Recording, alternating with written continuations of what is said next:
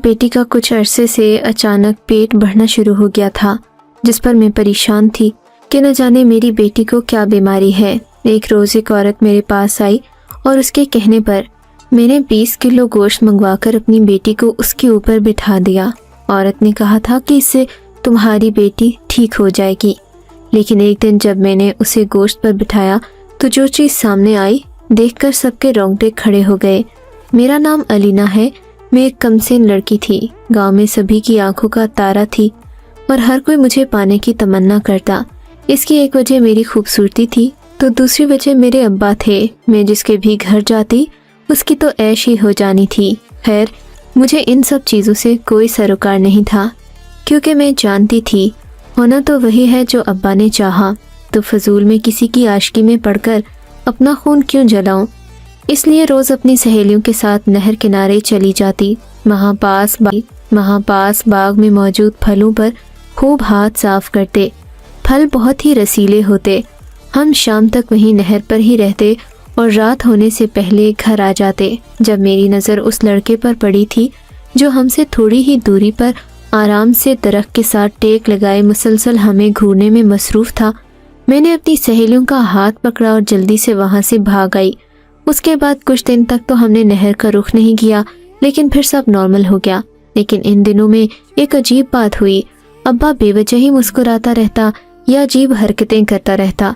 मुझे कोई लेना देना तो नहीं था, इसलिए चुप ही रही। अब पूछती भी क्या कि अब्बा ऐसा क्या हुआ जो यूं मुस्कुरा रहा है। अब्बा ने चप्पल उतार लेनी थी और रख कर मेरे कान के नीचे देनी थी। खैर, जो भी था जैसा भी था, मेरा बाप था, प्यार भी बहुत करता था और उसी की मेहनत थी जो हम बैठकर खा रहे थे। उसने बहुत कोशिश की कि मैं पढ़ लिख जाऊं, मगर मैं भी ने कर भी क्या लेना था पढ़ लिख कर। शादी तो यहीं गांव में ही होना थी। अगले रोज़ तो अब्बा को देखकर मैं हैरान रह गई। अपने कमरे में अकेला ही नाच रहा था।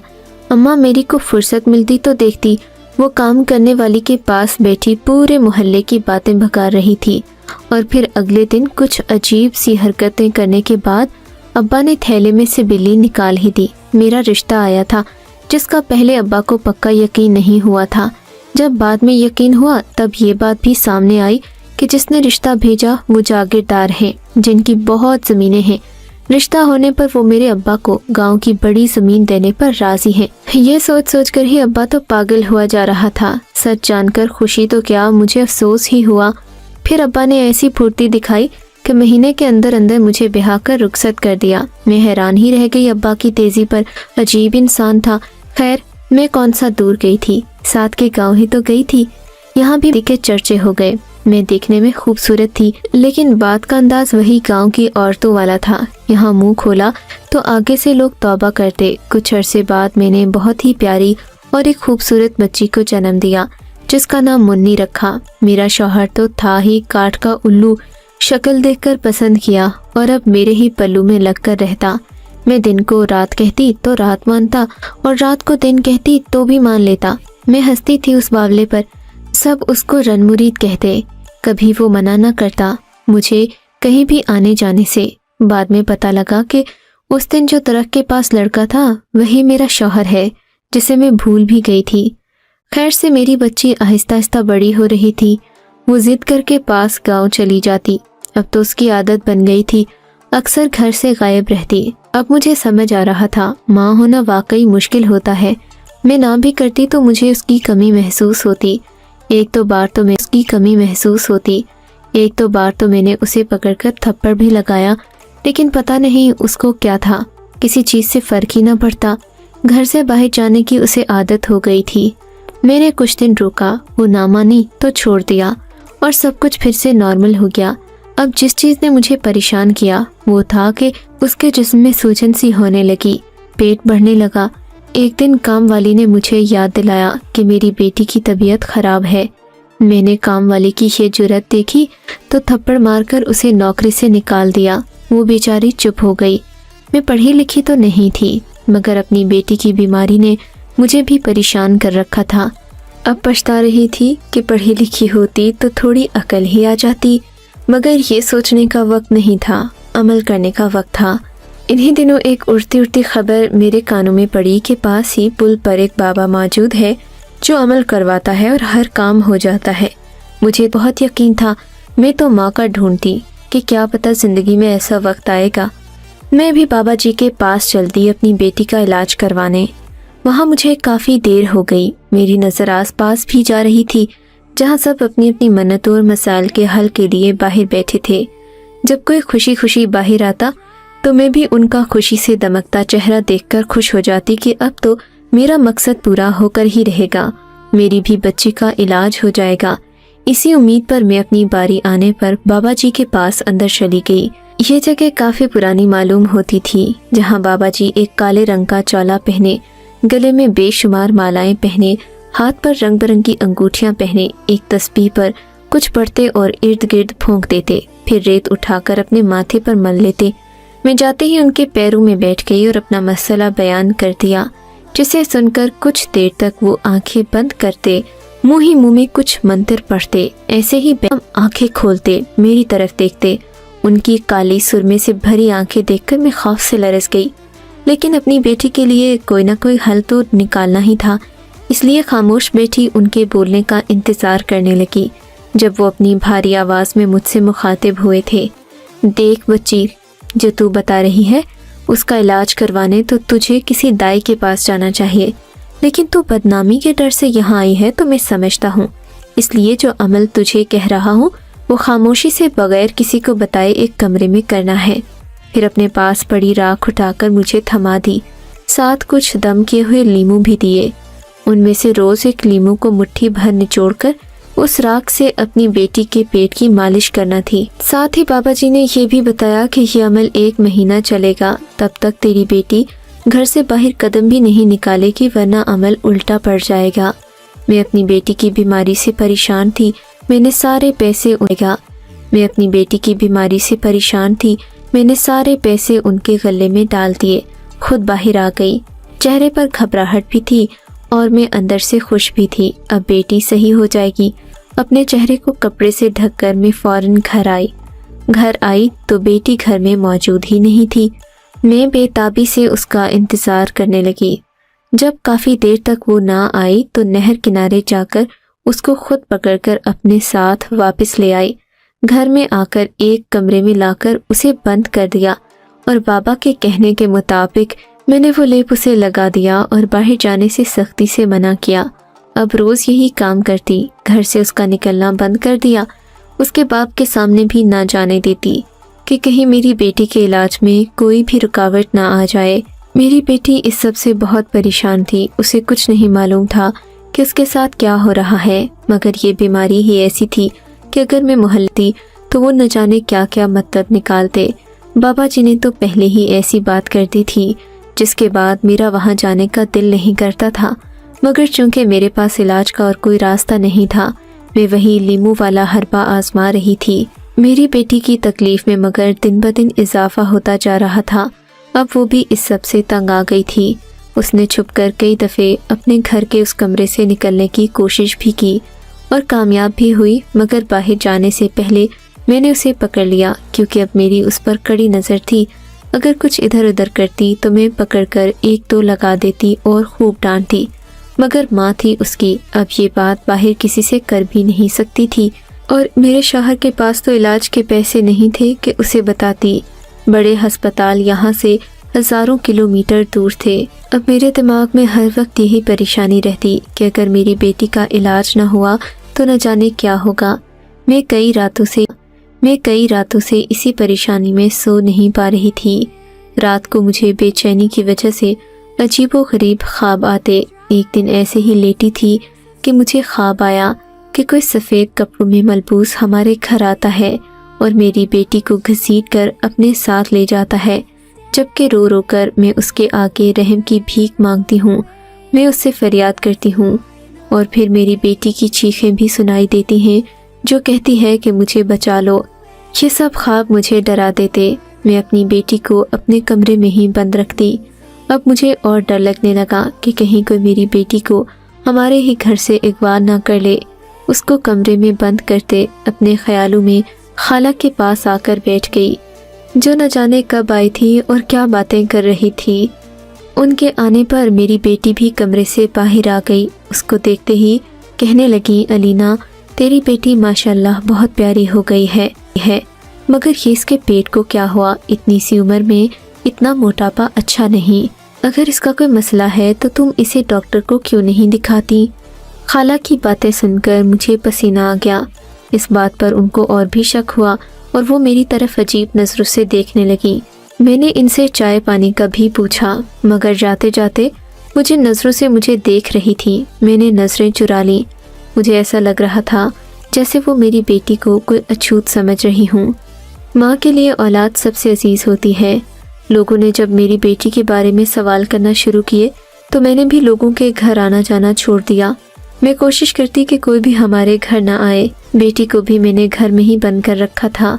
بابا کے لیمو والے نچوڑ کا ہی مجھے آسرا رہتا۔ اب دن پورے ہونے والے تھے۔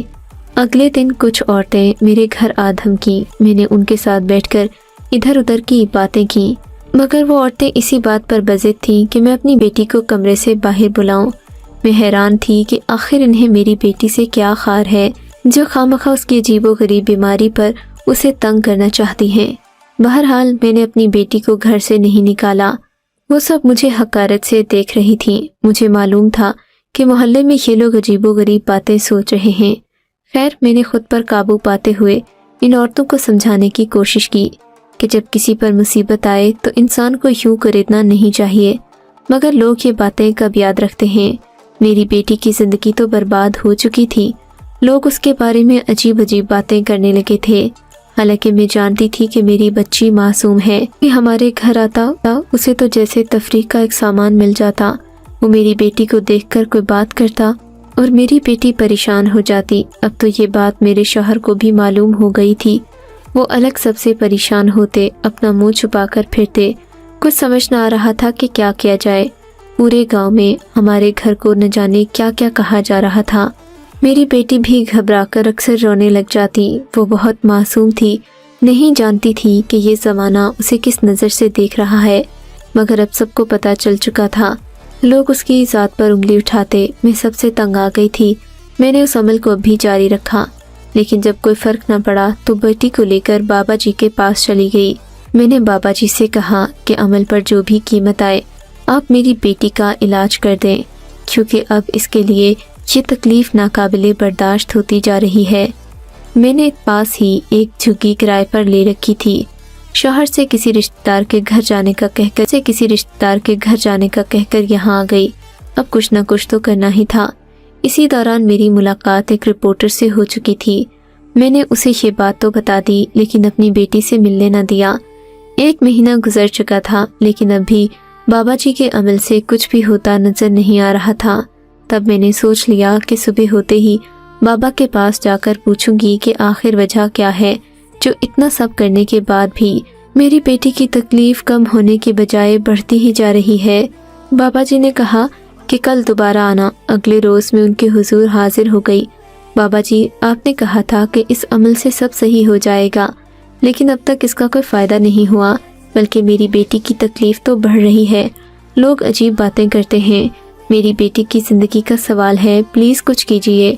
میں کوئی بھی عمل کرنے کے لیے تیار ہوں، بس یہ سب صحیح ہو جائے، ورنہ میری بیٹی کا تو کوئی رشتہ بھی نہیں لے گا۔ ایسی بیماری کے ساتھ ہوتا ہے بیٹی، صبر سے کام لینا پڑتا ہے۔ مجھے لگتا ہے تیری بیٹی پر کسی کا سایہ ہے، اس لیے یہ عمل بھی نہیں کر رہا۔ کل سے میری آنکھ پھڑک رہی ہے، یہ ضرور کوئی طاقتور بلا ہے۔ تو چلی جا کسی عورت کے پاس جا۔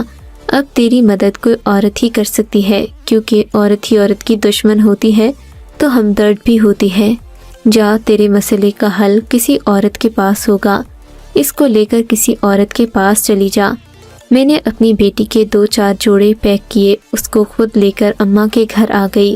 ان کو سارا معجزہ بتا دیا۔ تم اتنی بے وقوف کیسے ہو گئی بیٹی؟ تمہیں ذرا خیال نہیں کہ تم ایک بیٹی کی ماں ہو، بھلے ہی معصوم ہے، مگر بیٹیوں کی عزت بہت نازک اور قیمتی ہوتی ہے۔ اس کے لیے اتنی بے خبر تم کیسے رہی کہ تم اس کی اس حالت تک خاموش ہو؟ اس میں سب سے بڑی غلطی تو تمہاری ہے۔ میری ماں نے پہلے تو مجھے خوب باتیں سنائیں کہ میں نے پہلے کیوں نہ بتایا۔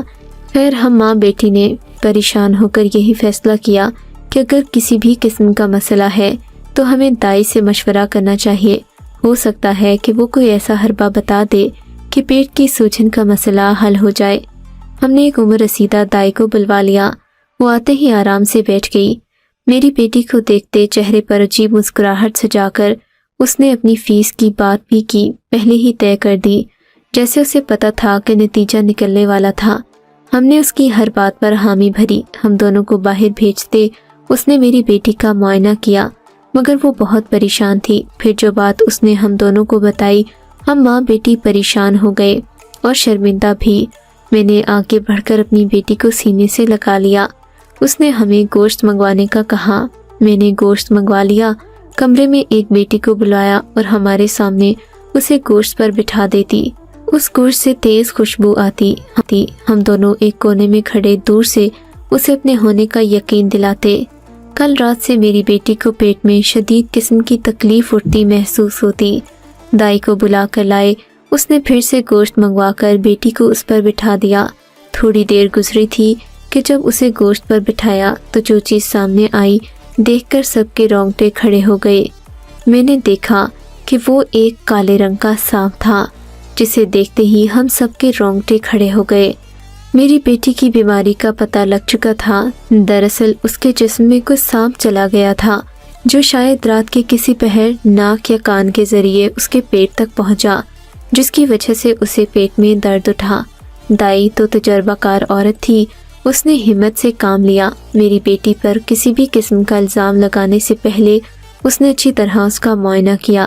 جب اسے معلوم ہوا کہ بات کچھ اور ہے تو اس نے عقل مندی سے کام لیتے ہوئے سانپ کے لیے گوشت منگوایا اور میری بیٹی کو اس پر بٹھا دیا تاکہ گوشت کی خوشبو سونگھ کر وہ خود بخود باہر آ جائے۔ اور پھر ایسا ہی ہوا۔ سانپ کے باہر نکلنے کے بعد میری بیٹی کی طبیعت سنبھل گئی، اس کے پیٹ کا درد بھی رفع ہو گیا۔ گاؤں والوں کو جب پتہ چلا تو ان میں سے کسی نے بھی کچھ نہ کہا، جیسے ان کو سانپ سونگھ گیا ہو، حالانکہ یہ وہی لوگ تھے جو پہلے میری بیٹی کا حال روزانہ پوچھتے تھے۔ سچ ہے کہ دنیا کسی حال میں خوش نہیں۔ انسان پر کوئی مصیبت آ جائے تو لوگ انسان کو اور زیادہ دکھ دینے کی کوشش